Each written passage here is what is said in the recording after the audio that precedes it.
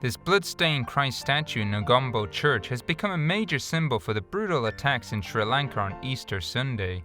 The Christian community is still in a state of shock and uncertain about the motivation behind these attacks. This is because it took place in a country where they have not experienced many problems. For this reason, they are now beginning to think the attack was not only religiously motivated. We are observing. We are walking very, very slowly against in a way, in other words, to find the real truth. We cannot say these attacks against really against Christians. There are many Muslims that are coming forward to asking to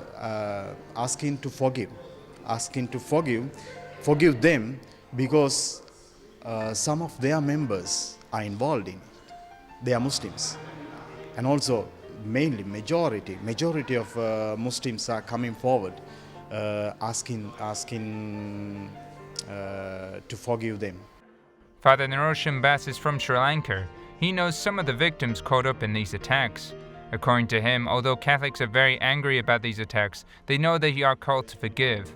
Even in this in this moment of suffering, we ask our Christians to forgive them. Our anger, we wash, we put away from our tears.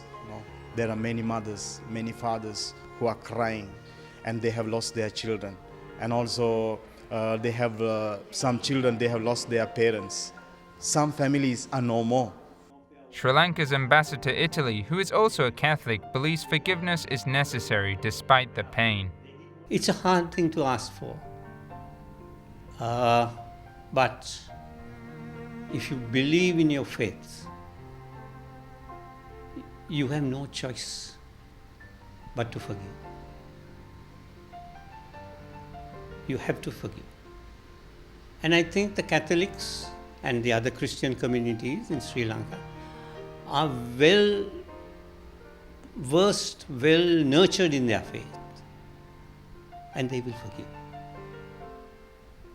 I have no doubt about it.